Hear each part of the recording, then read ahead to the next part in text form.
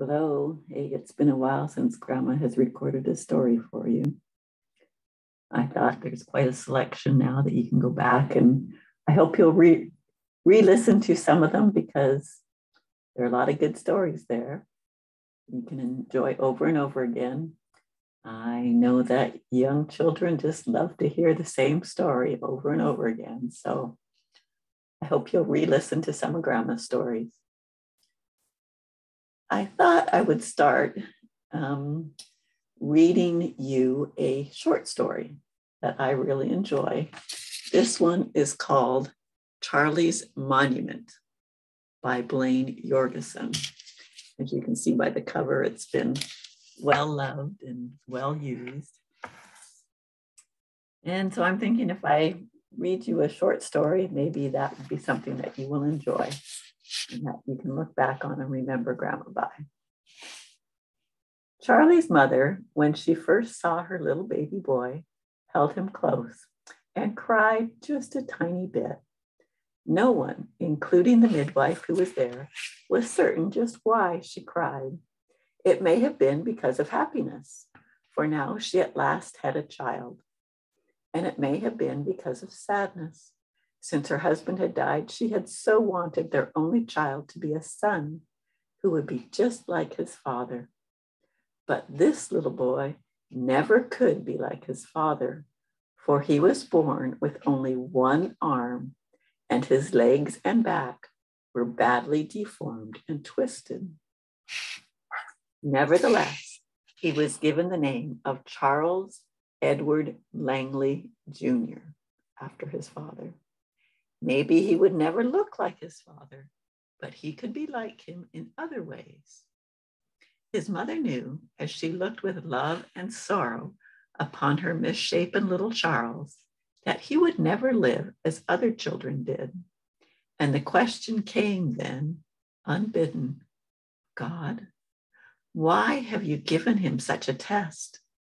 Her heart groaned within her as she thought of his future, of the taunts of heedless children and the persecution of self-righteous adults who would feel that because he was not perfectly formed, neither could he be perfectly a man. She knew that she must never allow him to feel that because he was different, he was not as good. She had to find a way to teach him self-confidence and the value of self-worth, for she knew that that was what her husband would have done. In fact, she could almost hear him saying to her that his son, above all, needed these two qualities, as well as the important attitude of love for others, if he was ever going to survive. And she vowed then and there that Charlie, with the aid of God and herself, would succeed. It is never easy to learn new things, but for Charlie, life seemed especially difficult.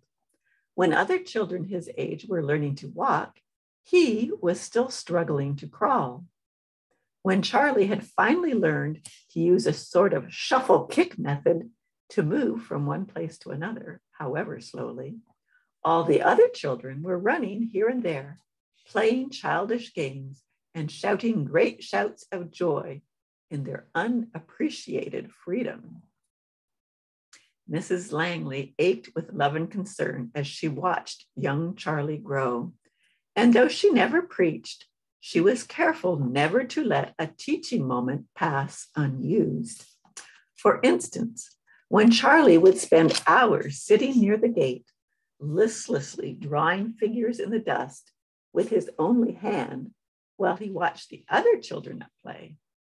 One day, as his mother walked past him on her way to the pump for water, Charlie looked up and asked in his innocent way, "Mom, why don't I have two arms like Joe and Billy and all the other kids?" As she thought of what answer she could give him, she noticed the figure that Charlie had traced in the dust. Suddenly, an idea came to her. "Charles, tell me about your beautiful picture." "Huh? Tell me about the picture you drew there in the dust. Charlie's eyes showed astonishment and pleasure as he looked from his mother to his drawing and back again, for he had no idea until then that he had really drawn a real picture. It's a deer, he said simply. Is that all? Well, that's an Indian over there behind that rock, and this here line is an arrow he just shot, and it's going to hit the deer, and then he will have food for his family. He's the daddy, you know. Yes, he is, Charles, and that is a very good picture. How did you draw it? With this here stick, Charlie replied proudly. Can you draw another one? Sure, he said, and all else was forgotten as he gripped the stick tightly in his hand and scratched another figure in the dust. After he had finished and had explained the second picture to his mother, she held out her hand to him and asked him to come inside. When they were out of the hot desert sun, she handed Charlie a cool glass of buttermilk and sat down on the door bench beside him. Charles, you asked me why you have only one arm, while all the other children have two. Of course, I don't know for sure, but I would say that God gave you only one arm because that was all he felt you needed. Why, just now, as I watched you draw two fine pictures with your one hand, and I'd guess there aren't very many people with two hands that could do as well. Just remember, Charles, God never makes a mistake. He gave you all the abilities you'll ever need to become a real man. Then Mrs. Langley got up and walked outside, wisely leaving Charlie alone to ponder her words. Somehow she seemed to know that Charlie was deciding then and there that there was really nothing he couldn't do if he just worked at it.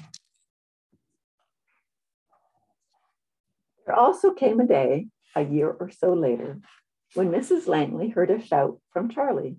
Hastily abandoning the weeds in her small vegetable garden, she rushed to the front of the house to find Charlie leaning against the doorframe, grinning happily as he drew in great gulps of air. There at his feet stood a pail of water, full almost to the brim. Look, Mom, he said proudly, I carried it all the way and didn't spill a drop. Mrs. Langley hugged Charlie to her while she spoke, tears of joy and pride streaming down her face. You see, Charles, God never does make a mistake. You can do anything you want to if you want to do it badly enough. And you can do it as well or better than anyone else. I knew you could, and now you know it too. So Charlie is learning that he can do things despite his disability, despite the fact that he's not like the other children. I hope you're enjoying the story, and Grandma will read you some more later. I love you.